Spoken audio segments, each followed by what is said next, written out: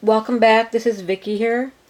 I'd like to tell you a little bit about what I've done since last time, where I'm going, and the things I've learned.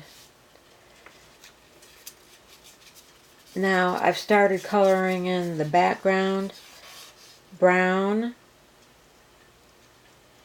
Last time I went over my red apples with some oil, which worked very well because there were Prismacolor pencils on the top of the apples, which are very waxy. What I found when I did the brown on the top here, when I tried to use the oil, um, you can see this one spot right here. If I did not have enough Prismacolor brown on top, it basically would take the Utrecht pencil lead off the paper. It would lift it off. So the Utrecht pencils must be more of a lead-based pencil. The Prismacolors are more wax-based. So if you were going to use two pencils together and you wanted to use oil when you're done, then you would want to make sure that you have a heavy coat of the Prismacolor pencils on the top, and then the oil would be fine. Now, as I was looking at my paper, I decided that down here at the bottom I wanted something else there, and I couldn't make up my mind what I wanted.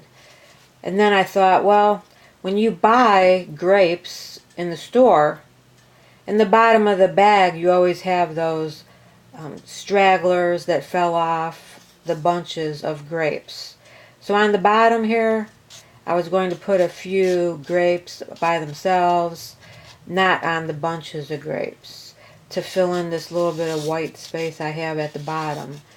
I didn't think that it should be left blank, and I thought of putting plums there, but then I thought those would be too large and I might wind up trying to squeeze them in, whereas the grapes are small and I could fit several of those in here at the bottom. Now, the next thing I'm going to do with the background is I'm going to continue going over it with pencil, the Utrecht and the Prismacolor.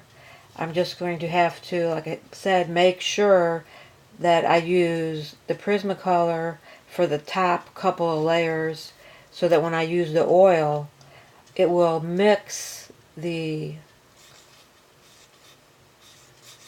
Prismacolor wax that's on the top and fill any of those non-blended teeth in. And what it does, the oil, is if you look up here at the top of this board, which I'm not sure if you can see it, I mean, right there is where it didn't mix very well when I tried to use the oil, because it had too much Utrecht pencil on it. But this paper right here, you can see that when I put the oil on the paper and I was smoothing it around, it actually comes off like it looks like a paint here. And that's what the oil does to the top of the paper. It kind of turns it into a paint, and you can smear it around and it fills in quite well. Now this one spot here that I have, I didn't have enough wax-based pencil on top. And here you can see this faded spot. And then across here I'm going to have to darken this in a little bit. But I thought that you might like to see the picture from out a little more to see that it's coming along very nicely. And eventually I'll frame it and you can see what it looks like all framed. But I think it looks great. I'm happy with it. And there you can see up close my apples. And then I'll do a few things at the end to try to draw attention to the shapes of the individual apples. And then take one last look at it, and then I'll frame it. if you have any suggestions at things I might be able to do to make the fruit look like it's individual apples and make them pop out a little bit, please put that in the comment section and I'll be happy to consider your suggestions.